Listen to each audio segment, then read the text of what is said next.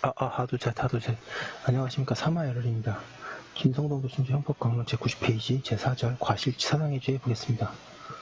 사마열혈 TV 절자 추첨업 그리고 유튜브 구독을 권합니다. 먼저 1번의 총설, 1번의 의의 및 보호법이, 양가 1번의 의의. 과실치사상의 죄는 과실행위로 타인의 생명, 신체를 침해하는 것을 내용으로 하는 범죄이다. 형법 각 측의 범죄 구성 요건은 원칙적으로 고의범이고, 과실범은 형법에 특별히 규정이 있을 때만 예외적으로 처벌하는데, 형법은 사람의 생명, 신체라는 법익의 중요성 때문에 과실로 사람의 사망에 이르게 하거나 사람의 신체를 상해에 이르게 하는 경우를 특별히 처벌하고 있다. 과실치사상의 죄는 과학기술의 발달과 더불어 사람의 생명, 신체에 대한 위해를 가져올 수 있는 잠재적 위험이 도처에 깔려있는 환경의 변화로 인해 그 발생 빈도나 중요성에서 고의범에 결코 뒤지지 않을 정도가 되고 있다.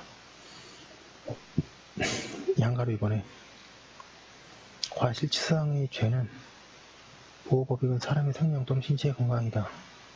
보호법익이 보호하는 정도는 침해범으로서의 보호이다.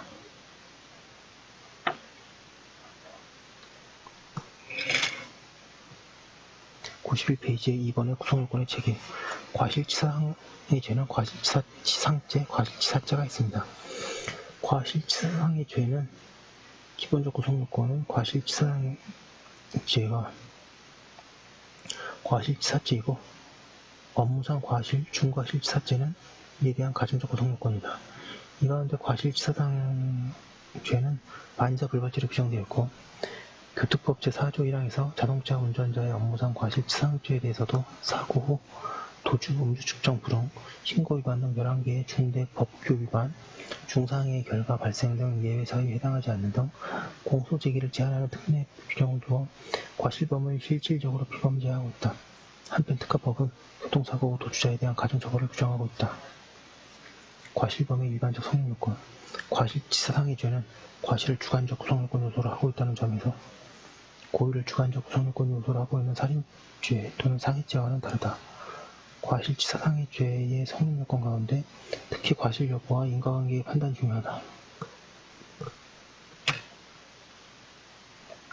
과실치사상의 죄에 있어서 과실은 총론에서 과실범 일반의 성립요건에서 설명한 과실에 대한 내용이 그대로 타당하다. 형식적인 주의 규정의 위반이 과실로 인정될 수는 있지만 주의 규정이 없는 경우, 주의 규정을 준수한 경우라도 구체적인 상황에 따라 과실 여부를 판단해야 함을 주의해야 한다. 이 경우 과실 여부 판단은 구체적인 상황 속에서 일반인의 사망 또는 상해의 결과가 발생할 수도 있음을 예견할 수 있을 경우에 부과되는 그 결과에 대한 예견 의무의 회피 의무 즉 정상의 의무를 행위자가 위반했는가를 묻는다.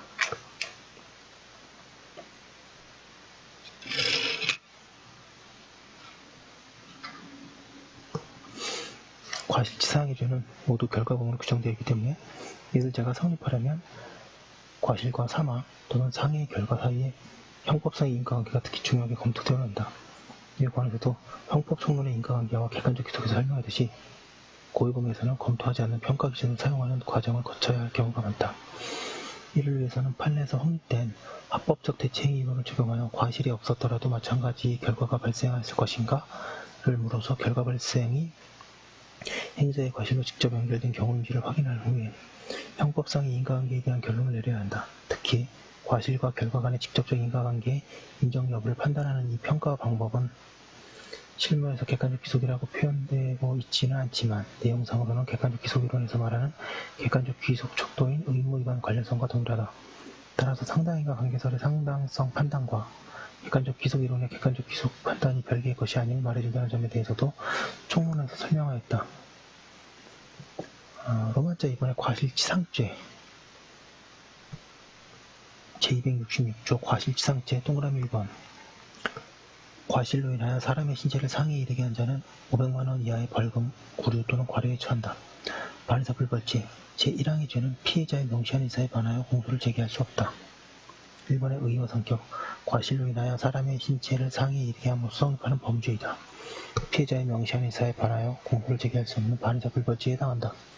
2번의 구성요건. 행위자가 주요 의무를 위반하여 죄의 성립 요소인 사실, 즉 상해를 결과 발생에 대한 인식을 하지 못했거나 인식은 하였지만 결과가 발생하지 않을 것이라고 믿어버린 과실이 있어야 한다. 이 과실과 상해 사이에 형법상의 인과관계가 인정되어야 한다.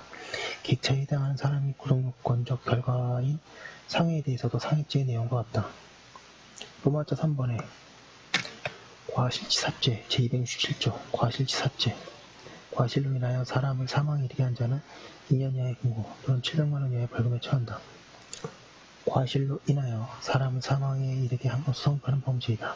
사망의 결과만 다르고 그 나머지 요건은 과실치상죄의 경우와 동일하다.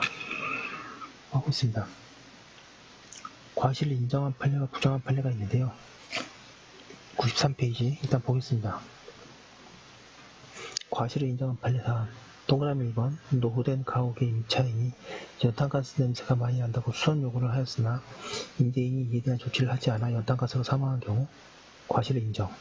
동그라미 2번 함께 술을 마시러 만취된 피해자를 촛불이 켜져 있는 방 안에 혼자 눕혀두고 촛불을 끄지 않고 나오는 바람에 화재가 발생하여 피해자가 사망한 경우 인정. 3번에 파도가 치는 바닷가 바위 위에서 곧 저녁할 병사를 행가에 쳐서 장난삼아 바다에 빠뜨리고 하다가 그냥 발버둥 치는 바람에 그의 발을 붙잡고 있던 피해자가 미끄러져 익사한 경우 과실 인정. 4번에 의사 대신 간호사가 수혈 혈액을 교체해준 것이 병원장의 관행이었다 하더라도 간호사가 다른 환자에게 수혈할 혈액을 당해 환자에게 잘못 수혈하여 환자가 사망한 경우 의사에 대해 과실 인정.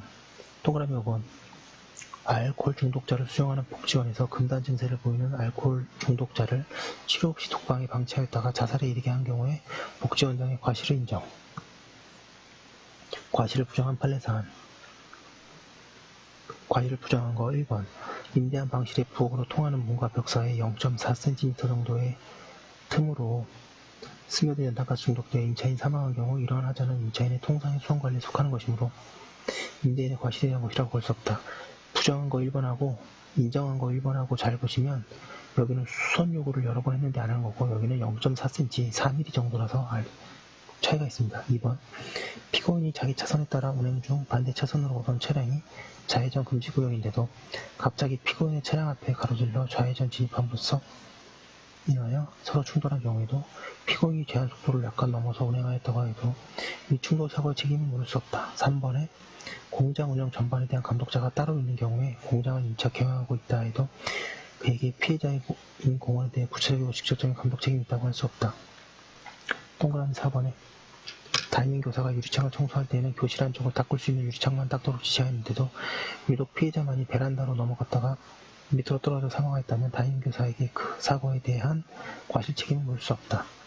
5번에 피해자가 차주 또는 조수에게 운전하게 하여 사고를 낸 경우에는 운전자의 과실을 인정할 수 없다. 고 하고 있습니다. 여기까지 한 거 일단 올려두고 다음 거 이어서 하도록 하겠습니다. 네.